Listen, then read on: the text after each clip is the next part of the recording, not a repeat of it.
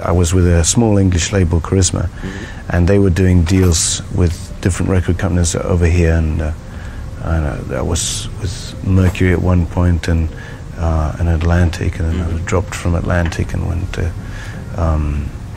Geffen, and so they were worried that the confusion would result in sales going to the wrong albums. Since they're all called Peter Gabriel. Since they're all called Peter Gabriel. That hasn't seemed to be a problem in Europe, but anyway.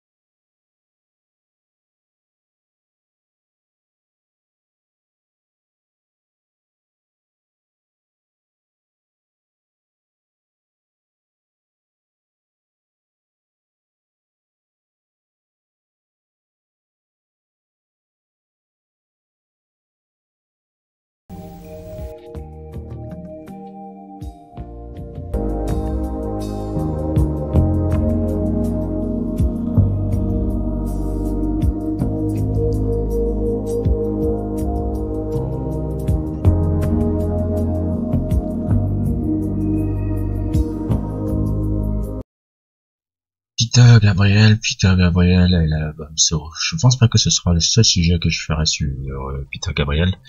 Peter Gabriel fait partie vraiment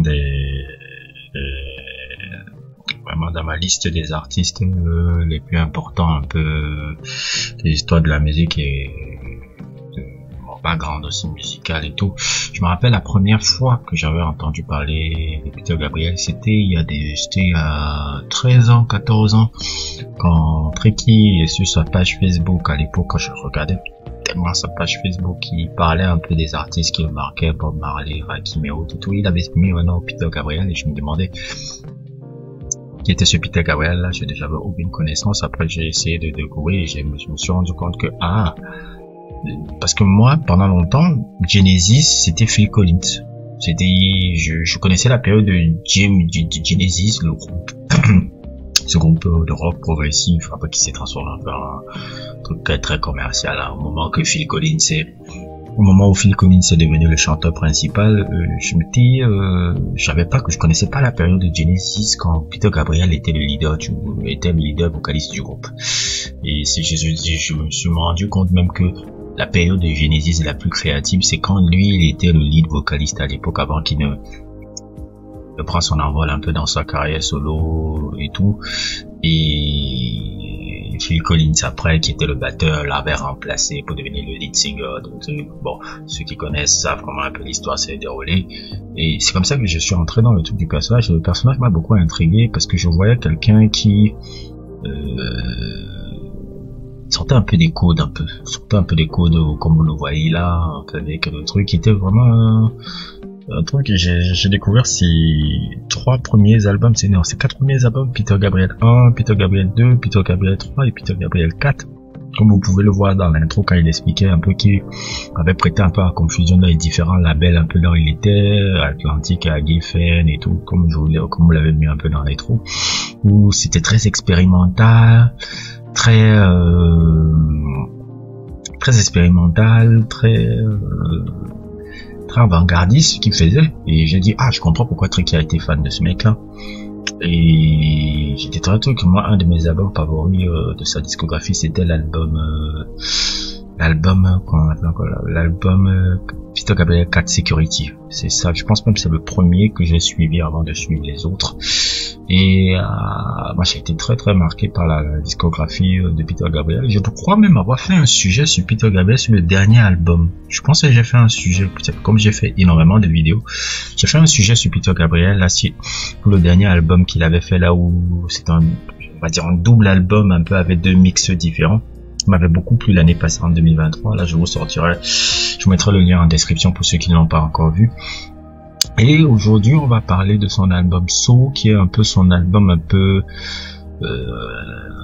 de la consécration un peu mainstream un peu. C'est-à-dire que à partir de So, Peter Gabriel passe de artiste culte à artiste, je dirais pas pop star parce que je pense pas qu'il n'aimerait qu'on le réduise à une pop star, mais à artiste mainstream à gros succès. So, c'est son album, je pense pas que c'est son meilleur album le meilleur album de sa discographie. C'est l'album le plus accessible et qui renvoie aussi à les influences un peu de son adolescence qui est la musique soul afro-américaine. Et je vous ai toujours dit les Anglais, parce je crois qu'il est anglais aussi, les Anglais de cette période-là, les gars années 80, New Wave, c'est tout ce truc.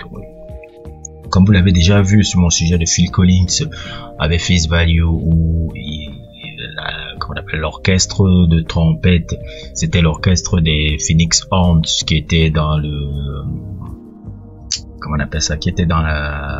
qui faisait partie de l'orchestre du groupe de Maurice White, Earth, Wind & Fire, qu'il a utilisé après dans son album Face Value. Ici aussi, il a beaucoup utilisé un peu les artistes de son idole. Une de ses idoles, comme vous l'avez vu à l'intro, c'était Otis Redding.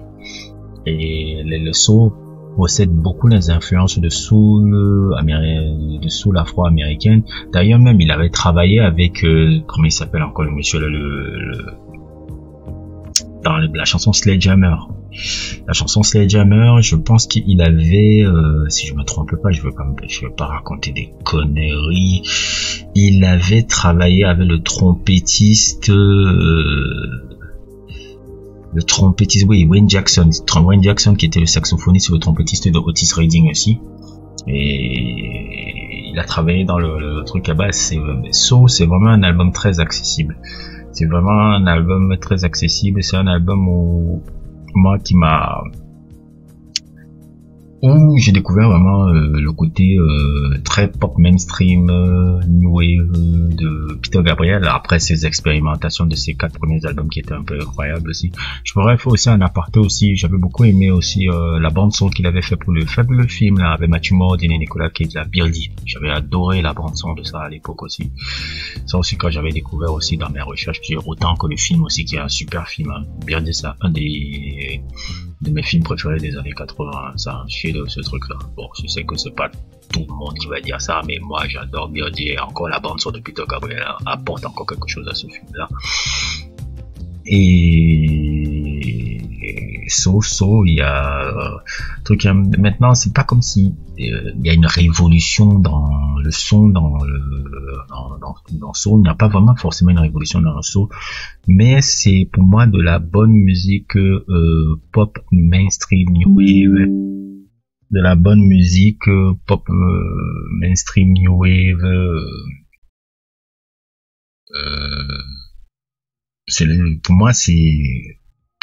pour une musique mainstream c'est génial. Je sais, c'est pas, déjà même quand je vois mon titre préféré que vous entendez en fond avec Kate Bush, Don't Give Up, qui est pour moi un morceau intemporel. Le clip est un peu kitsch, le clip était un peu kitsch, ça je dois l'avouer.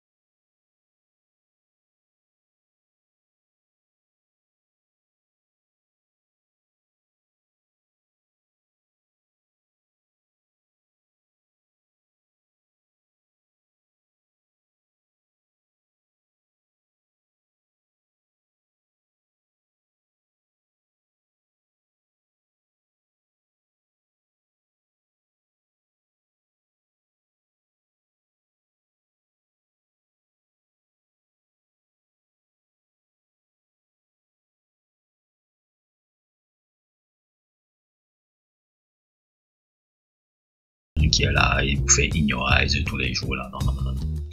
Aussi, j'ai failli oublier le travail aussi important de son producteur, là, le producteur qui a travaillé dans cet album-là, qui a été un peu l'ingénieur un peu de ce son là, Daniel Lanois. Daniel Lanois, je l'avais découvert depuis aussi quelques années, je crois, la même période aussi. J'écoutais les albums solo qu'il avait fait là, que je vois qui sortent là sur l'écran là. Et tout aussi, alors, je peux aussi apporter la piste un peu de son mixing, de son mastering qu'il a beaucoup apporté, et comme il a pu polish les idées incroyables de Peter Gabriel. Bref, c'est ça que je voulais faire comme sujet sur Peter Gabriel. Je pense que c'est un album que vous devez découvrir. Je pense que c'est un bon moyen de découvrir un peu ce personnage-là. C'est un des artistes pour moi les plus importants de l'histoire de la musique.